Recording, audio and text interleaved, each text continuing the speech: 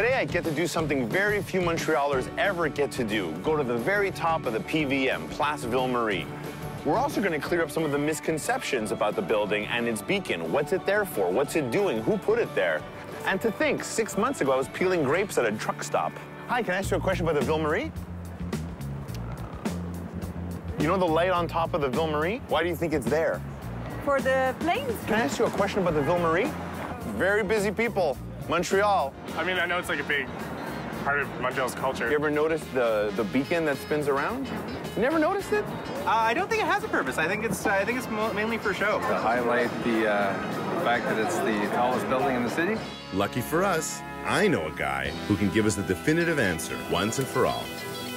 Did you know that in Japan, escalators are much more popular than elevators? It's absolutely true. See, they figured out through tons of research that you're much more productive going up and down escalators. Conversations are fluid, you keep gabbing, you keep doing business. And elevators, it's much more of a North American thing.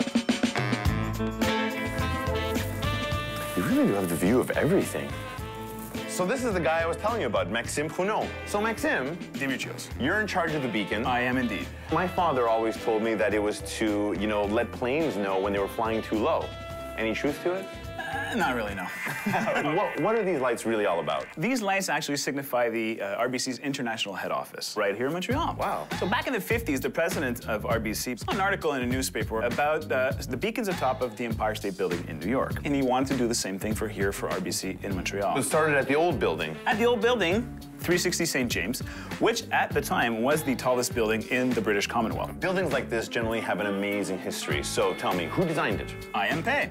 The IMP, the guy who did the Louvre. The one and only. Back in the 60s, when PVM was built, RBC moved its headquarters here. At the same time, they moved the beacons. 7 or 8 years later, they decided to put them on a rotating bezel, as we know them today. And they just go 2 revolutions every minute or so. They turn on at nightfall, and they turn off around 12:30, 1 a.m. It's very sustainable of you, conserving energy. We do try.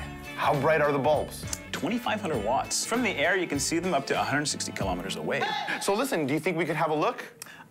Sure, absolutely. All right, lead the way. Follow me. Look at all these buttons. Here we go, and we're going up. Is it weird that we're this close? A little, yeah. Whoa. Safety first. No one sees the beacon without getting into a harness. You know how to put these things on, right? No clue. Okay. Oh my God, that's sexy. That's sexy. Please tell me you're not filming. So it goes like this. Yeah. Strap this like that. Oh, this is very uncomfortable. Isn't it? This is really tight. I don't want to brag, but it's incredibly tight. Oh. I'm ready, but before we go up, I want you to be honest with me. Honest with you. Does the harness make me look fat? Yes, it does, actually. Okay. All right, good. Let's go. After you. Thank you. Let's do this. This is scary, man. After I get out of this terrible death trap, we're gonna have a great view of the city. Wow. Cut me loose.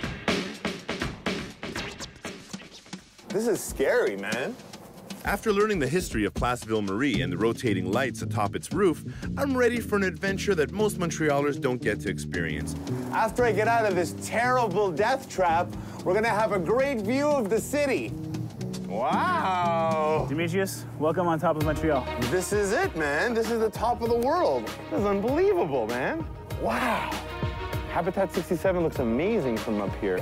I'm a little lost for words, to be honest, because, my entire life, this is what I've been looking at, this, and creating kind of stories for myself. It's a symbol of Montreal, let's be honest. I think you're right. Everyone knows about this.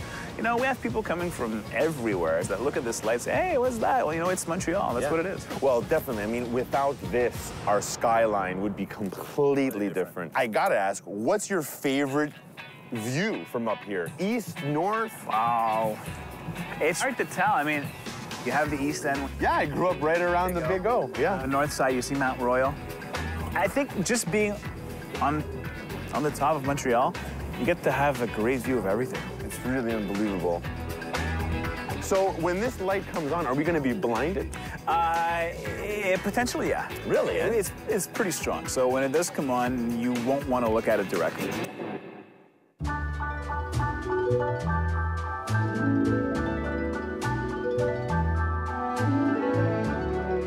here's the light.